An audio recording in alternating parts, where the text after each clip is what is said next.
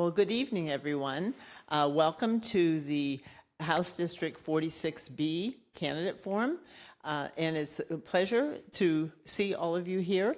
And for those of you that may be from another area of the district, part of Edina, about a quarter, part that I live in, and a part of St. Louis Park, a couple precincts, I think, and all of Hopkins are in District 46B.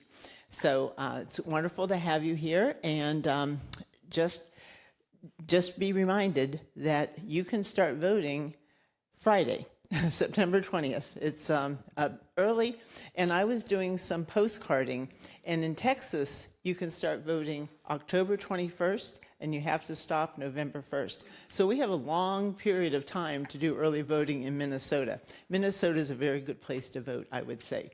And I'd like to introduce the moderator, Thana Ross, who is from Dakota County.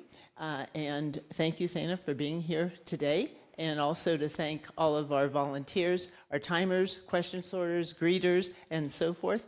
And Cheryl, Youakim, and Kim Rich for being here tonight to answer questions that come from the audience and so forth. So thank you very much and enjoy the forum. And also, it will be on our website, LWVEdina.org, probably tomorrow, if, everything works right.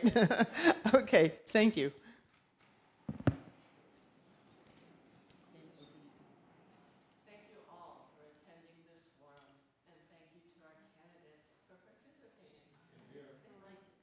Thank you for reminding me, newbie issue here. Thank you all for attending the forum, and thank you to our candidates for participating tonight. This is a valuable public service of the League of Women Voters Edina, offering you the chance to hear about key issues directly from the candidates for State Representative District 46B. All candidates who filed with the Minnesota Secretary of State were invited to attend. Issues of principal importance to voters will be discussed tonight. We will try to cover as many issues as possible in the time we have, no more than 90 minutes. Please feel free to contact a candidate directly after this forum if your question is not addressed tonight. Here are the rules and format of tonight's forum. Candidates will remain seated throughout the entire forum. Each candidate will have 1 minute to make an opening statement. The first question was sent to candidates in advance, and each will have up to 2 minutes to answer that question. The remaining questions have been submitted by the general community in advance of the forum or by those in attendance tonight. Each candidate will have 1 minute to respond to those questions. If a question is particularly complex or requires a longer response time, I will lengthen the allotted time to 90 seconds or 2 minutes accordingly. I will let you and our timers know prior to asking such a question. Candidates will have 1 minute for their closing statement. League volunteers will time the candidates' responses and indicate to the candidate when they have 30 seconds remaining, 15 seconds remaining, and when the candidate must conclude their statement. We kindly ask that you adhere to these time limits. The moderator and volunteers from League of Women Voters Edina determine which questions are asked and attempt in good faith to cover the topics of interest indicated by the questions submitted of the community. Some questions may be consolidated or edited. Questions that are personal in nature, embarrassing, hostile, or unclear in intent will not be asked. All written questions become the property of League of Women Voters Edina. The City of Edina, our site host for this forum, decided in 2022 that they will not live stream the candidate forums for League of Women Voters Edina on any of the City of Edina's online platforms, including its website, YouTube channel, Facebook page, or Edina TV. The City of Edina is recording this forum for League of Women Voters Edina and will provide electronic copies to League of Women Voters Edina for posting following this forum. All righty, here we go. A reminder to all of us to speak directly into the microphone. We begin with opening statements, each lasting 1 minute. We will start with candidate Cheryl Youakim, followed by candidate Kim Rich. Candidate Youakim, you may begin. Thank you. Hello, my name is Cheryl Youakim, and thank you to the Edina League of Women Voters for hosting this forum, and to those watching tonight or at later date. I have had the honor of representing Hopkins and portions of St. Louis Park over the last few years in the legislature, and was really excited to have the northwest corner of Edina added 2 years ago. My husband and I bought a house in Hopkins 27 years ago to raise our 3 kids, and it's become a little quieter now that they've all finished college and launched their careers. Many of you have already heard my origin story, entering politics and advocating for early childhood education, serving on the Hopkins Human Rights Commission and then City Council, and then being elected to the Minnesota House. I got involved in politics because I was passionate about an issue. I ran for City Council because I wanted to connect people to the government that serves them. And I ran for the House to bring that experience to the state level to work for our communities. And despite our polarized climate, I believe that we have so much in common. I've heard from many of you through our conversations, and I look forward to continuing that tonight. Thank you. Candidate Rich. Thank you. My name is Kim Rich. I'm a retired entrepreneur and business owner. I've held real estate and insurance licenses here in the state of Minnesota. I'm running on, number 1, public safety.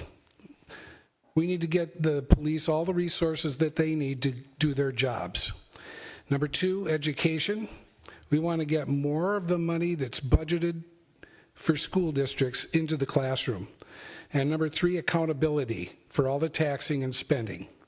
Most people agree that public safety and education are the most important to them. I believe number 3, accountability, is the remedy for 1 and 2. Many Minnesotans don't vote for some reason, or choose to move away and leave the district instead of voting. This adds a burden to the accountability piece.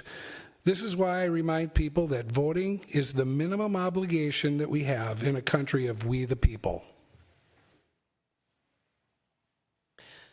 The following question was sent out in advance. Each candidate will have up to 2 minutes to respond. The question was, what are the most pressing priorities for the 2025 legislative session? Kim? Thank you. I mentioned in my priorities earlier, public safety, education, and accountability. Representation is listening. I listened when one of our police departments explained they are down 6 officers and they need more staffing. And I listened when they are losing good officers to other cities that pay more. And recruiting is really difficult. Officers are against their children following in their footsteps. I listened at the door of a mother of a 9th grader who has 47 students in her class. And 3 doors down from her is a teacher that was just laid off. I listened when a grandmother shared her 9th grade grandson has an assignment written on the board before he gets to class, and they don't even see the teacher at all. I'm hearing from a majority of people in Edina, St. Louis Park, and Hopkins when I ask, what is important to you? The answer is overwhelmingly public safety and education. So I will reiterate my 3rd platform, accountability, which is the remedy for 1 and 2. Voters are responsible to hold their representatives accountable. We have record-setting hundreds of millions of taxpayer dollars in fraud, wasteful spending, and enormous surplus, which was promised to be returned, and uncontrolled inflation, and to top it off, they raised taxes on us. I've heard 30% of Minnesota registered voters didn't vote in the last election. What is interesting is everyone seems to be unhappy about something political, but 1/3 of our population failed to understand the remedy is in their hands. My opponent did run unopposed in the last election, and that certainly has something to do with it, but here are some great candidates running this year, which gives constituents a choice. If you're happy with the current regime, you vote for my opponent. If you're not satisfied, you can send a message and vote for me. Cheryl. Thank you. We're living through a moment in time right now that shows how important it is to have a competent government that protects our rights in an economy that works for everyone. People I've been talking to want quality education for their kids, accessible and affordable childcare, a commitment to affordable housing, money and long-term care, investments in reform and commitment to public safety, a dependable transportation system, and to protect our environment as well as our rights. I've been happy to say that I've supported legislation focused in all of these areas over the last few years.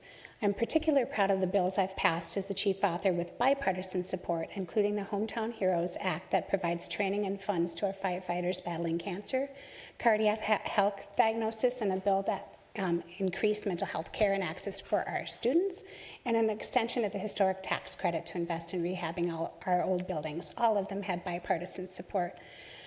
I have also had the honor of being the House Education Finance Chair that oversaw the largest K-12 investment since the Minnesota Miracle of the 70s. Public education is meant to be the great equalizer, and with our latest budget, we're closing the gap of 20 years of underfunding. We passed the READ Act to improve literacy, index the education formula to inflation to stabilize school budgets, tackle the increasing cost of special ed, created an Office of Inspector General at MDE to protect the use of taxpayer dollars. But there's so much more to do to build on last session's success. I was very disappointed that a robust bonding bill did not pass and make it through the Senate. We need to pass a bonding bill next session that includes projects like the ones that were in Edina, St. Louis Park, and Hopkins. And despite the historic investment in education, we only filled about a third of the hole.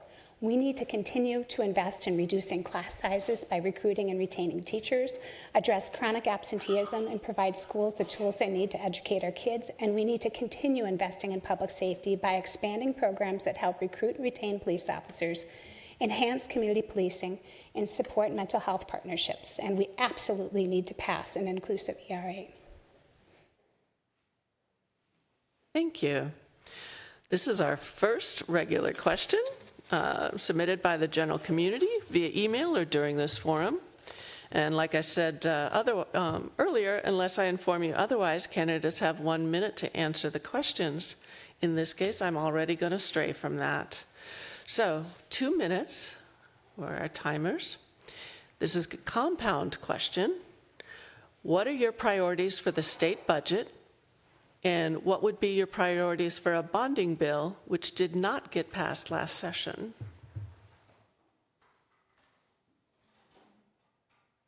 And that will go to Cheryl first. So I'd kind of add to the state budget priorities that I talked about. We only filled about a third of our hole in education. We were able to tackle half of the cross-subsidy in special education. We were able to invest 6% extra into our classrooms and index the formula to inflation, so our districts will get at least 2% every year with a cap of 3% because that's fiscally prudent. We need to get a bonding bill passed, as was said, but before we get to that, I do want to talk about the need to invest more in our public safety. I've heard about that a lot at the doors when I've been talking with folks. And while they're very happy with the work the Edina Police Department is doing, they need our help. Same in St. Louis Park and Hopkins. I've heard from our police chiefs that they would like to see a pilot program continue that has been able to allow them to take at least 2 hires, have the money to help them, pay for them to go to school and work at the same time, and get them into the field faster. I've also heard from our seniors that they want to figure out a way to age in place. And with that comes a lot of the things we've done around property tax reform and for senior deferment, and also making sure our cities have the money to meet the needs of their residents. That was an increase in LG, local government aid, and county program aid. So there's a lot of things that we need to focus on. One of them in particular is that bonding bill. I was very disappointed. The original passage of the House bonding bill did have a project in there for Edina, which is, we're seeing part of it right out here, out the door, and that is a way to increase traffic flow here, but also free up some land to build a second fire department. Frankly, with a town of 50,000, I'm surprised they don't have 2 locations already. And then there was a project in there for Hopkins and St. Louis Park. So working across the aisle is the most important thing we can do for a bonding bill. We need 60% votes, and we need to get together and start working together to get that done. Kim? We all want solid and safe infrastructure. That's extremely important. Some cities in Minnesota suffer without clean, safe drinking water. And but during this last session, it was clear that the trifecta is responsible for failing to get enough votes for a bonding bill. And the trifecta failed to compromise on very many things at all. To get that bill passed, it would have happened if there was any kind of compromise. And I understand how to compromise. I've been in business. I understand that this is a very volatile issue, and I just think that priorities for infrastructure are at the top of everyone's mind. But we have rebranding going on in our state, which is taking a priority with some of our legislators. And so that kind of thing can be rectified. I really don't have much more to say about it. That works. The next question will go to Kim first. We're sticking on the budget topic. Another surplus appears to be likely. What should be funded with the surplus? 1 minute. Well, the surplus was promised to be repaid to the voters, and that didn't happen. So I don't know what the plans are for a surplus to come if it were to happen again. I would expect that it would because of inflation. The cost of goods have gone up, and so have salaries and the methods that generate tax. So if we're looking at another surplus, if it's really big, it should be returned. If it's not really big, it should be saved. And we can redistribute that money in some manner.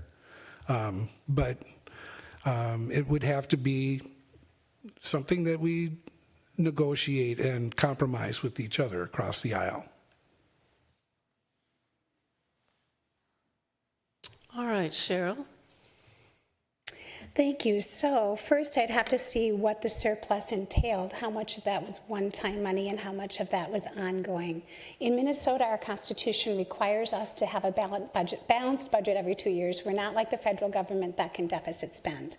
So when we get the forecast in November, we get a peak. When we get the forecast in February, we get all the numbers we can look at. But when we budget, we look out 2 years, that 2-year state budget we set. But we also look out 4 years to make sure that the spending we're doing in the first 2 years, how it impacts the next 2 years, because you don't want to go into a deficit those next 2 years. If we had ongoing money, I would put it in education. Like I said, we filled about a third of the hole. Part of that is we haven't equalized our levies at our school districts. They get funding from the state, and they also can levy their local units of government for part of that, and those numbers are set back in 2013. We know how much the economy's changed since 2013. So that would be the first place I'd look. But also, when we do have a surplus, there's statutory places it has to go first, and I'm seeing the stop, and we can always talk about that more later. All right, the next one, we're going to go for 2 minutes on this one. We're in the leadership question, regarding working across the aisle. Describe how you would approach working across the aisle and getting things done if you are elected as part of a divided legislature. Kim? Listening, finding common ground, consideration, reason, and transparency, all of which are lacking right now. It was demonstrated this year how little was heard by the majority. The minority made every effort to be heard, only to fall on deaf ears. Constituents pay the price for the lack of consideration, reason, and transparency. Bills were passed without the minority being allowed to even read the hundreds of pages of proposals. It was quite the opposite of the transparent bipartisanship the public expects and deserves. Cheryl? Thank you. Actually, I just finished my master's a few years ago in public administration, and my capstone was about traits of an effective legislator in a divided government. because that's what we've had for about 20 years now, except for 4 of those years. And it's really important. I interviewed 16 of my fellow colleagues from all walks of life and different levels of seniority in the legislature, and we all agreed on the number one thing, and that's building those relationships across the aisle. I started out 4 years in the minority. I was lucky. I came from local government where nonpartisanship is the key, and building those relationships came easy when I got to the legislature. As a chair, I continued that. I saw too many folks that when they became, had a gavel and got into leadership, they started to ignore the minority, and that's just not how I function. As the chair of Education Finance, I met with the minority lead every week. I asked him what he'd like to see from his members heard in committee. We worked on the agenda together at times, and toward the end, we collaborated with each other when it came to putting into statute the Office of Inspector General into the Minnesota Department of Education so that we can make sure that we're good stewards of the taxpayer dollars and make sure that fraud isn't happening with the folks that we're giving money to take care of our kids. So cooperation across the aisle is so very important. And as I said before, there are a lot of bills that I have passed that have bipartisan support and that I've worked on.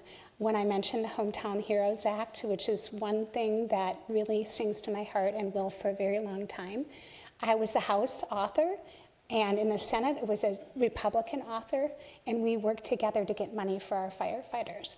That's what good government should be. Okay, we're going to do another 2 minutes. It'll go to Kim first. What do you believe are the key strategies that have or will help our public school students? And a follow-up on that would be, what can be done with school finance so more money ends up in the classroom? Could you repeat that, please? Absolutely. What do you believe are the key strategies that have or will help our public school students? And what can be done with school finance so more money ends up in the classroom? Well, this is a key point for me. I am seeing all these disconnections happening at our in our legislature. They passed the largest education budget in history. And then I kind of summarized some of the stories that I'm hearing on the street with what's going on in our schools right now. And so that money is not making its way into the classroom right now. And teachers need all the reinforcement that they can get to. If there's a class with 47 students in the class, that's just unmanageable. It's unacceptable in this state. With no teacher in the classroom for another 9th grader, that's unacceptable too. And this is happening on my opponent's watch. I really don't think that they're paying any attention to the disconnections in the above the superintendent's level. I think there's a lot of money that's being siphoned off the top for bureaucracies and nonprofits that really don't have anything to do with teaching children how to read. Math and science, all the scores are failing, and we can do something about that. It's not going to take money, but it's certainly going to take teachers, and they're being laid off in our state. I don't understand that, so thank you. Cheryl? Can you repeat the question again, please, and let me know how much time? Because it's a big area. It'll be 2 minutes. What do you believe are the key strategies that have or will help our public school students? And what can be done with school finance so more money ends up in the classroom? It's a good question. So I want to level set real quick. If you go back 20 years, we have had underinvestment and haven't kept up with inflation. There were 4 years where there was a 0% increase. All of those in the room know about compounding interest. It takes a while to dig out of that hole. So while we had historic investments this year, $2.2 billion above base with $3.2 billion in the tails, that's why I've talked about those out years to make sure you don't want to spend one-time money in the classroom. That never turns out well. We still only filled the hole about a third. Now, I got into advocacy work 20 years ago because ECFE saved our children from me. It gave me the tools to be a better parent, and they were making massive cuts. Those massive cuts just finally turned around the last few years with political and public will and investing in our earliest learners. And I do understand the classroom. I have a husband who's a teacher and has been a teacher for 30 years. We have a son that's a fourth generation teacher on both sides of the family. I have 4 sister-in-laws who are teachers and a soon-to-be daughter-in-law who's a teacher, and I work as a paraprofessional in our schools because I made a promise to myself that when I got a chance to be in a leadership position in our schools, I was going to spend time in them to make sure that I was making quality decisions. And trust me, with a family full of teachers, I hear a lot about the classroom. And I know districts are still hurting, and we need to work together to make that change. It's going to take time. And we also have to be careful when we talk about in the classroom, because that doesn't just mean the public teachers. That can also mean our librarians, our gym teachers, our art teachers, our social workers, our counselors, our nutritionists that feed our kids, all those things that make education happen. So I'm glad that there's a lot of questions about education tonight, because as you can tell, I'm very passionate about it. Okay, we're going to go back to a 1-minute question.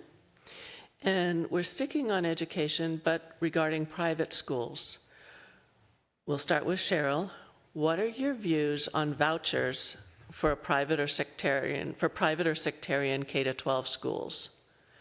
Would you vote to support a bill to authorize vouchers? Do you need me to reread that? No, I got it. Thank you. Okay. I've already talked about my affinity for public schools. It really is a cornerstone to have an educated citizenry going forward to vote and for our workforce. I firmly believe we have not funded our public schools enough over the years, and having a voucher system would just pull money away from that, so no, I would not support a voucher system. That being said, we do have a state that is full of school choice right now for parents, and that's not just private schools. That's our charter schools, which, by the way, also need some work, and the ability to open enroll your students in the classroom.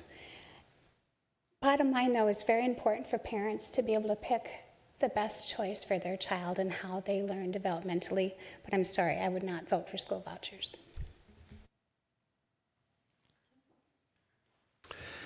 Well, parents are fleeing our school districts. Each city's a little bit different, but in one of our cities, there's an enormous number of parents that are taking their kids out of the public school district. And I would support vouchers for students. I think this would help lead to a better education for a lot of them, and they would benefit from getting away from some of the public schools. I think that parents are demonstrating that that's successful, and if you look at the writing on the wall, if we don't fix the public school systems, we're just in for this to become worse. So, yes, I would support vouchers. All right. We're moving on to somebody who asked a question. As a small business owner of a child care business, DHS regulations are making it more difficult to do my job. How do you propose to help us? And Kim, this is for you first. 1 minute. Well, I don't know a lot about child care. I don't have any children. We've never had to do that. But I do know some people that are involved in that business, and they are really being squeezed. The regulations that are being imposed on that small business is basically putting them out of business. I don't know if that's the ultimate goal or not, but it's really some of the regulations are unmanageable for those folks, and I understand that they can't even go to the bathroom unless there's help for them to be there. So I think we need to really address that and make sure that they can stay in business. Small businesses drive this economy in our country, and that is one of the small businesses that could be very successful. Cheryl? Thank you. So COVID showed us a lot. COVID highlighted a lot of the holes that we have in our safety nets and in our communities. One thing COVID did show is that childcare is necessary as a business so that people can actually work for other businesses. You saw a drop in employment after COVID of women staying at home because they realized maybe it's better to stay at home than pay for childcare, because childcare costs the average family the cost of a college education. That should not be true in our society. Right after COVID, we invested in money for business childcare to start expanding in different areas and help small business owners start childcare centers. We put money into increasing pay for childcare workers because it's hard for them to find employees themselves. And now we have to move towards helping our families afford childcare as well by creating expanding a childcare credit in Minnesota. So there's a yes and in all of that. We need more daycare centers across the state. That is definitely a truth. All right, we're going to allow 90 seconds for this question, and Cheryl will go first. Do you believe that women should make their own reproductive health care choices, including abortion? Why or why not?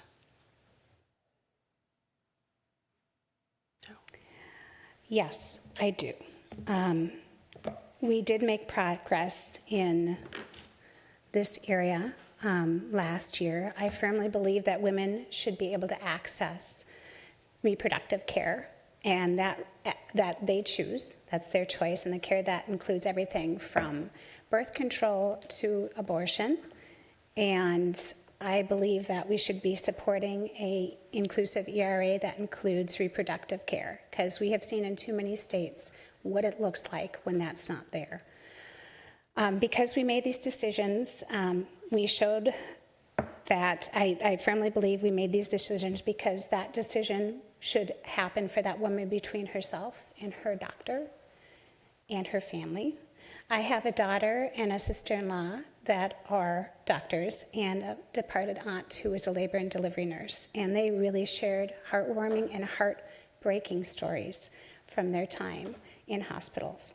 These decisions are deeply personal for women, and each situation is so unique. I trust our medical professionals to help counsel women through these decisions, and I trust women to make the right decision for themselves. Yep. I support women in their choice to control their reproductive health care. In Minnesota, it has been a constitutionally protected right for women to have an abortion since 1995. The current law passed is really not representative of most of the people in Minnesota. Rather, it represents a small extreme minority, and unless the life of the mother is in jeopardy, the majority of Minnesotans believe abortions to 40 weeks makes them very uncomfortable. Many are shocked to learn how late the term for an abortion is now allowed.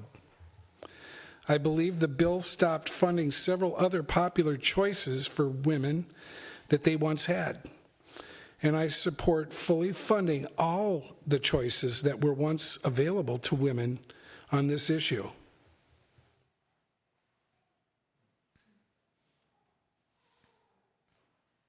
All right, 60 seconds. And Kim will go first. How would you envision working to support passing or not passing the ERA, and would you work to move it forward? Well, the ERA is really not on the table at this point, but there is a bill on the table right now.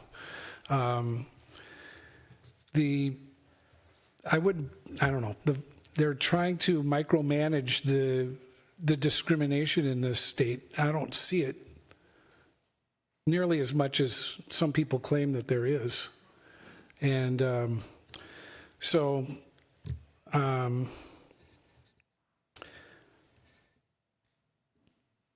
guess that's all I have. Cheryl? Thank you. Yes, I do support the passage of the ERA. I have supported it. I support the more inclusive version we're talking about now because we are in a new decade, and it is absolutely necessary to make sure all women feel welcome in our community. I support the language that talks about reproductive choice, because I believe we're seeing the ramifications across the country when that's not codified into a constitutional law. State statutes can be changed overnight. I have worked to support the ERA, including 3 different days of debate on the House floor, countless committees that it's gone through. I was disappointed that we ran out of time in the end to get it through the Senate, but there is a comprehensive group of different groups across the state that are working on this, and I am sure that if we have the right people in office, we can get this across the finish line. All right. Next question is regarding climate change. Climate change is one of the biggest issues facing our world today. How would you address this issue, this challenge in your role? And Cheryl would go first. It's 1 minute. Thank you. Well, I think climate change is extremely important to address. It is not a necessity. It's a fact. It's a necessity, not just like, we can do that if we want. Minnesotans faced about $6 billion worth of damage in 2022 because of severe climate weather to their homes and properties. We can't keep on this track. We need to work in very many ways on addressing climate change, from what we did to shorten the permission of time to build transmission lines for renewable energy, prohibiting PFAS in our environments, working on expanding different ways to provide energy in our world that does not affect our climate as much as it does. Xcel Energy actually supported the 100% carbon-free by 2040 because they say it's an attainable goal, and I believe it is as well.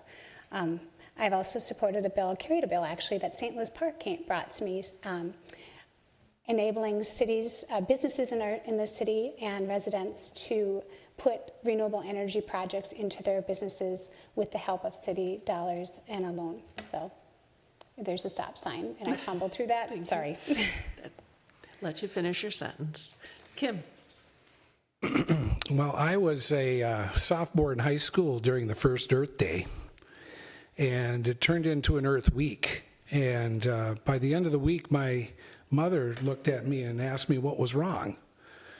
And I told her, well, we don't have much time left. We're going to be, the world will be ending and humans will be extinct within the next 10 years. And Lake Erie was dead, and the Earth was going to explode. Anyway, I am not a big proponent for any kind of litigation or legislation regarding this unless it's organic.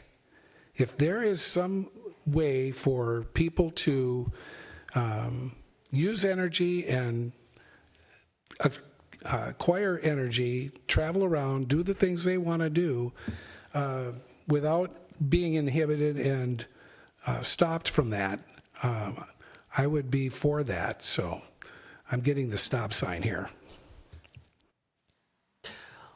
All right. Here's a 2-minute question. We'll start with Kim.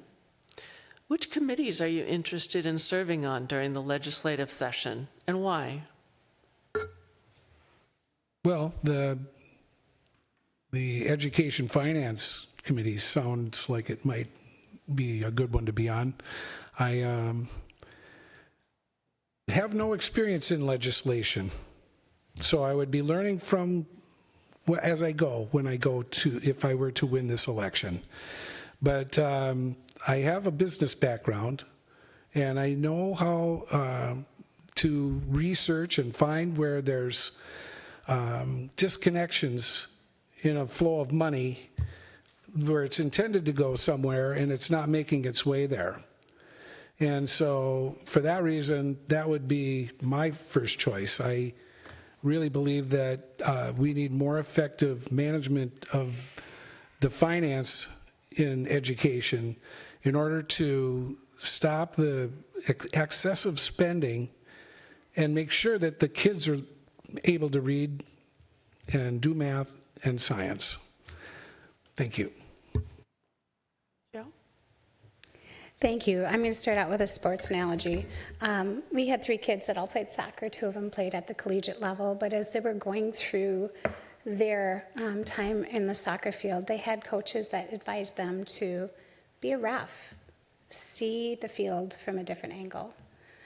Be a coach. I want you to see a field from a different angle to be a better player. I kind of approach life in that way, to be studious and figure out exactly how to approach things, because there's a variety of ways you can. And I became a parent advocate and started advocating at the legislature. And then I decided to run for city council because I wanted to be involved in our community and help make those decisions. But while I was doing that, I was also a Senate staffer, seeing the field from a different angle. So that when I hit the ground running and got endorsed by the Star Tribune as one of the most prepared legislators, new legislators in office, that was a high bar to hit. Plus, our former legislator was Representative Steve Simon, who is now Secretary of State, so I already had big shoes to fill. As I said, I came in the minority, and I was on property taxes and local government, transportation, state government, and elections. I've since been a stint on higher ed and was the property tax chair, ed policy chair, now ed finance chair on the ed policy committee, but still transportation is close to me. I'm on the Ways and Means committee and the tax committee. I've always been interested in the bonding committee, but they travel a lot during off-season, and frankly, I need another job to help my husband out so he can, eventually retire. We can eventually retire from public service.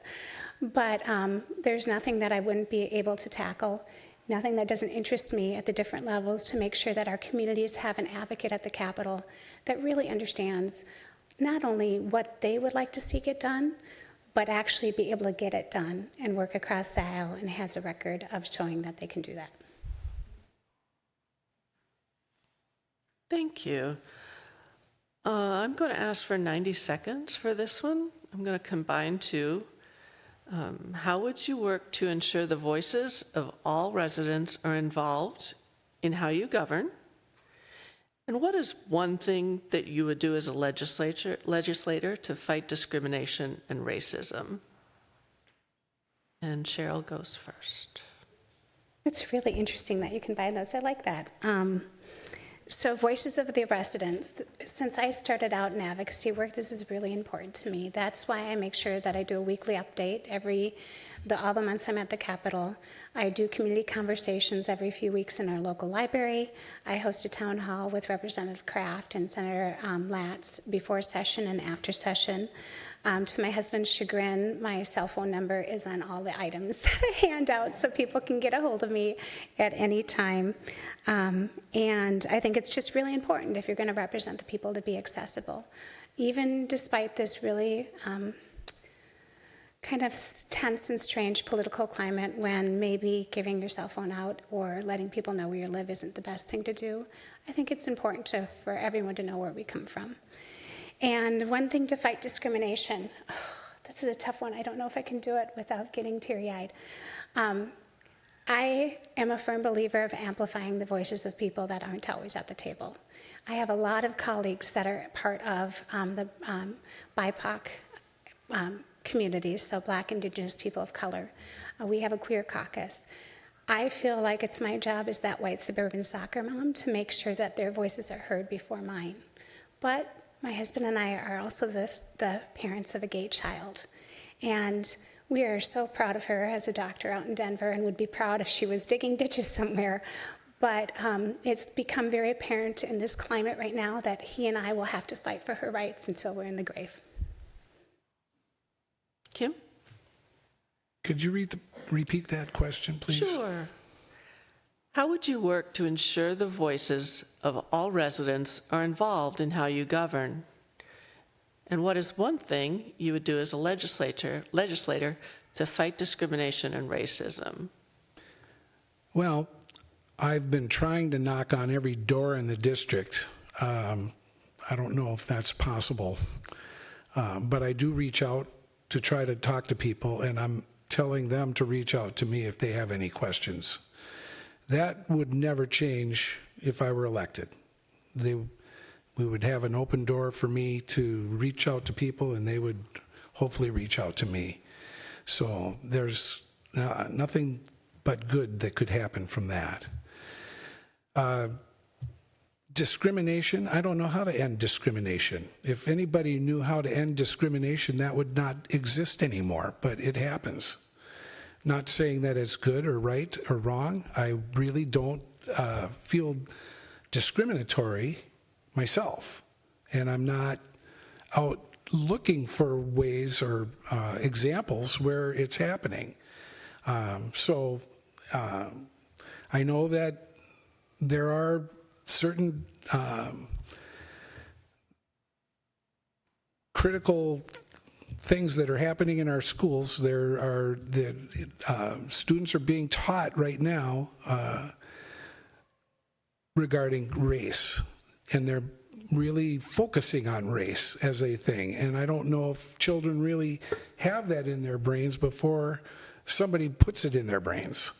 So we need to look at that, the curriculums that are going on in schools. Thank you.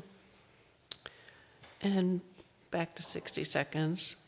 What endorsements have you received in this race?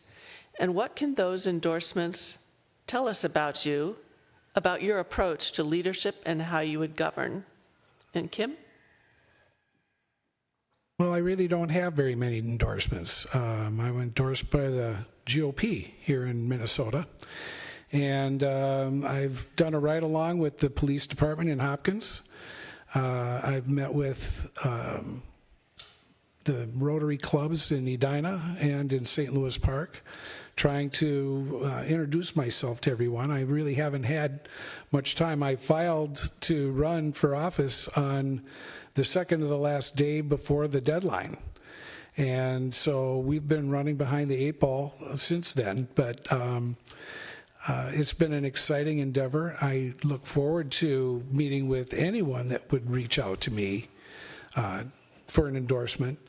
I've considered applying for some, but I've got a stack of them, and I haven't really applied to that many of them. So anyway, that's my answer. Cheryl?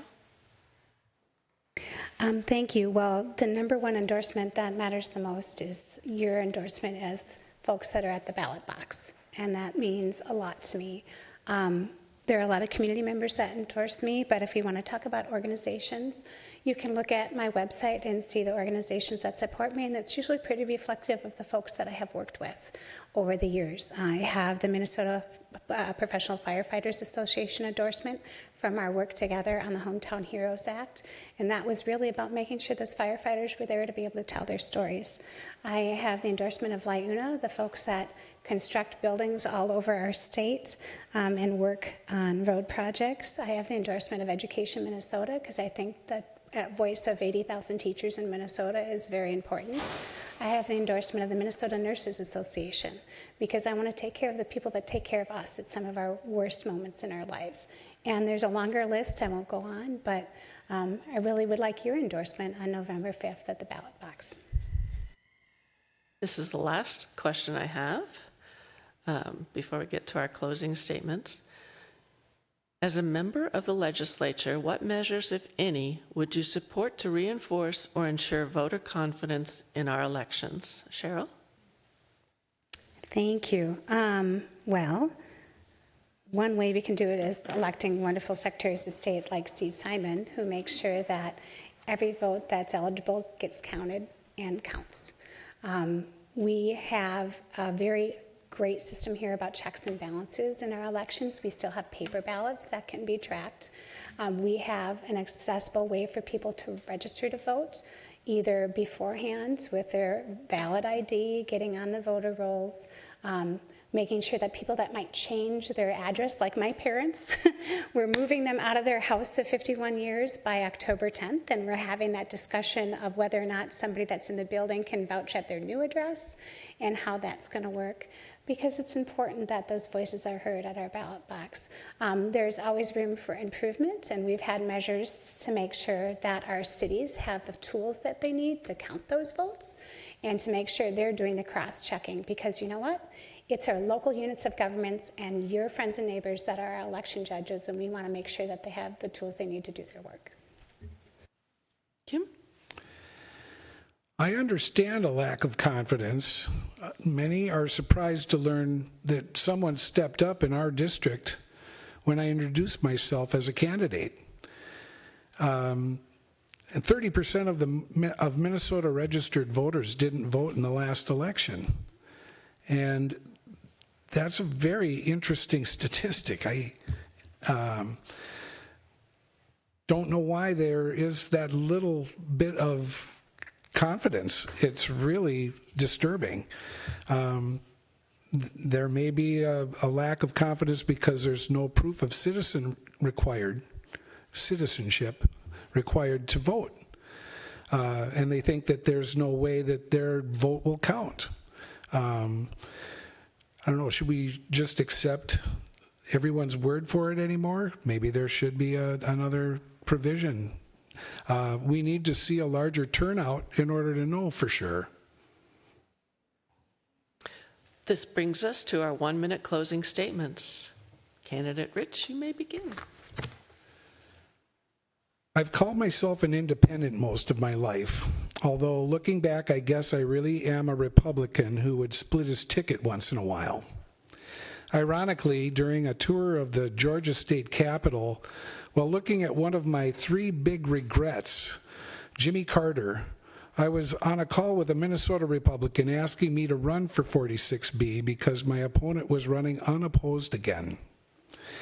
Another big regret, the governor of Minnesota made a tremendous effort to shut down a vibrant and prosperous economy.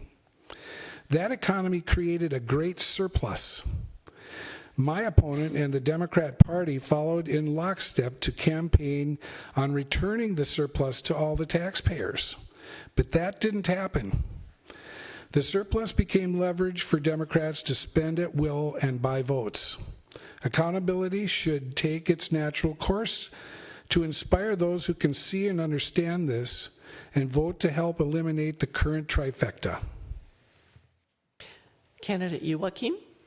I think I'll use part of my 1 minute to say something Steve Simon, Secretary of State Simon, would say. We are the second highest voter turnout in the country. We just got bumped out of number 1. But it's been an honor to serve Hopkins, St. Louis Park, and Edina in the legislature. And I hope to earn your vote on November 5th so that we continue the work that we've started together. Hearing from folks at community conversations, town halls, at the doors, emails, phone calls I receive, and from knocking on doors across the district, I'm finding a lot of common ground. Folks want an economy that works for everyone, quality education for our youngest learners to those preparing for a career in college, accessible and affordable childcare, money in long-term care, to protect women's reproductive choices, investment and reform in community public safety, sensible gun control, and a dependable transportation system, and to protect our environment as well as our rights. I will always stand for your rights to love who you love, worship how you choose, and to equal protection under the law, no matter who you are, what you look like, or where you live. I'm socially liberal, fiscally practical. I have the experience at local and state levels and have worked across the aisle to get things done. And as always, I look forward to your conversations as I work to earn your support. Thank you. This concludes our candidate forum for State Representative of District 46B. Thank you to the candidates for participating.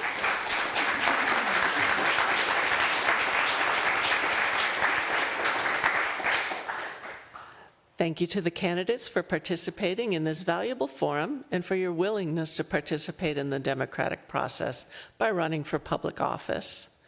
Thank you to League of Women Voters Edina for sponsoring this forum, and thank you to the City of Eagan for the use of this beautiful space and for videoing the forum for League of Women Voters. Well, I'm out of Edina. I'm out of Dakota County. Sorry, guys. That's what happens when you bring a Southerner in. Thank you to League of Women Voters Edina for sponsoring this forum. And thank you to the City of Edina for the use of this beautiful space and for videotaping the forum for League of Women Voters Edina. The League of Women Voters is dedicated to researching issues crucial to our members and the well-being of our communities. If you're interested in learning more about our work and discovering how you can make a difference, please visit us at lwvedina.org. For additional information about voting and candidates, please check out mnvotes.org and vote411.org. Early voting starts on Friday, September 20th at Edina City Hall for Edina residents. Good evening. Thank you for attending tonight's forum. Please remember to vote by 8 p.m. Tuesday, November 5th.